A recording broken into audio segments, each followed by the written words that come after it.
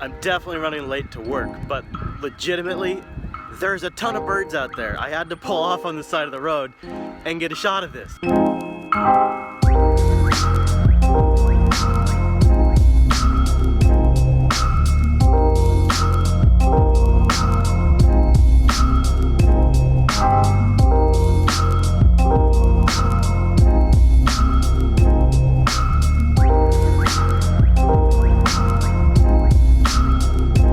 So we were talking about Black Friday sales on our morning walk, and I generally don't participate in Black Friday sales, but I do have a Black Friday story. Oh yeah? Yeah. So do you remember something called the, hold on, we should probably stop walking and we'll tell the story when it's not bouncing. It's super windy on our walk, so apologies if the audio sucks, but many years ago when the Zune was new and there was a brown Zune, did you know this?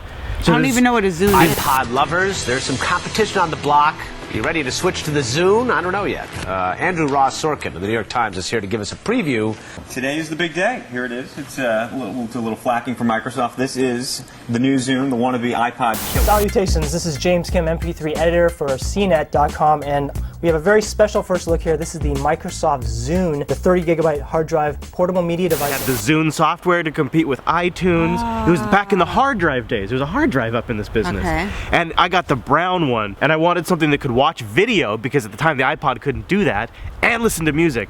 And I didn't really have a lot of money, so I decided I was gonna go stand in line at a Fred Meyer's in downtown Everett when it opened. And you were the only ones there. Nope. At 5 a.m. there was already a line around the building. And it was a... For socks? I don't know what it was actually for. It was awful because it was a sea of elbows once we got inside, and people were like pushing each other out of the way and stuff, and like there was like people that were holding their items up above their head as they're walking through because they like had to squeeze by people as they're going by. Like it was people like breathing in their face. It was bad. Just a side note about the Zune, I think I only used it for that one trip, and then shortly after that Microsoft killed the product. It's kind of lame. But at least I got it on sale.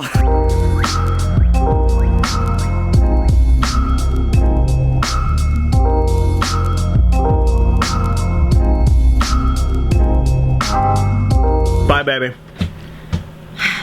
Have a good day fixing people. Today is Unfilter Day, and it's not like an average unfilter. It's my first unfilter after the election since I've been back from California. And I gotta find a new groove for the show. I gotta find a new overarching narrative and theme, or stop thinking that way. The election bled into so many things: cyber, terrorism, Russia, then obviously the coverage itself of the election. And that's all gone now. So that's my challenge for today, is to go into the studio, try to hit the ground running, and put together Unfilter like it was before the election.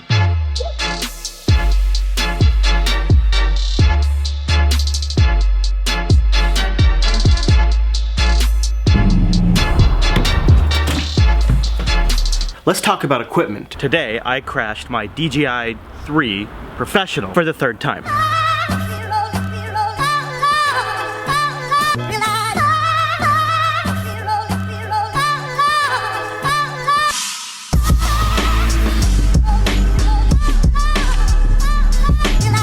Now, it's pretty banged up. I need to replace all of the rotor blades, and the camera's likely damaged as well. It's in pretty bad shape, and I feel great about it, which is really weird for me. This stuff is very expensive, and I can't afford to replace it all the time. But you don't get the good shot. You can't use these things as tools unless you cut your teeth. So why do I feel good about damaging an expensive piece of equipment? Because it means I'm not afraid of it. I was willing to use it for what it's for. And damaging it's part of using your tools. Now I just gotta fix it. The computers I use to do my work is something I spend a lot of time thinking about, probably because I'm a geek. I think what I'm driving at here is I made a big realization about myself a few months ago.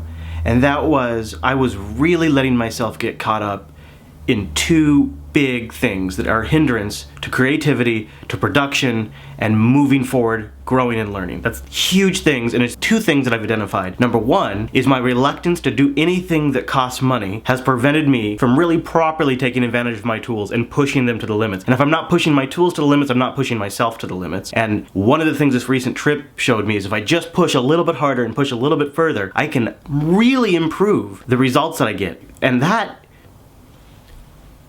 is a huge, huge revelation for me. But it's not about being wasteful with money. It's not about just destroying the tools to destroy them. It's letting yourself push it a little bit further than at least I used to. And then the other thing, like with this computer behind me, that's a Linux machine.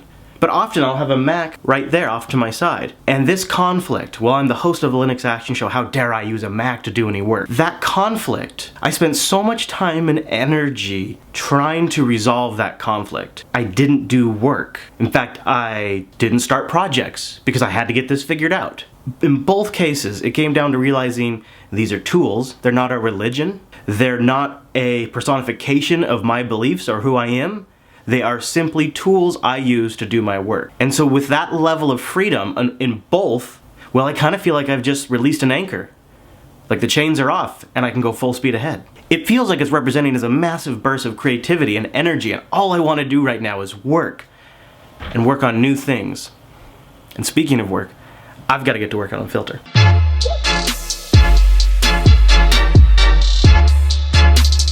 I just wrapped up prepping Unfilter, at least the bulk of it. I still have a few things to do, but something just showed up. It's the camera for my DJI Phantom. This is the 4K 3-axis gimbal, and I decided to get the entire camera assembly because not only does it look like there's some wiring damage, but also an existing issue before today's crash was it was sort of stuttering when it turns. It click, click, click, click, and it just doesn't look very good. It makes the footage look like crap. So I figured it was time to replace the entire camera assembly, especially after, like, 3 crashes. But I'm gonna go ahead and wait till the propellers arrive, which is gonna be a few days because of holidays. So it's gonna be installed later. So that means I'm grounded for a couple of days.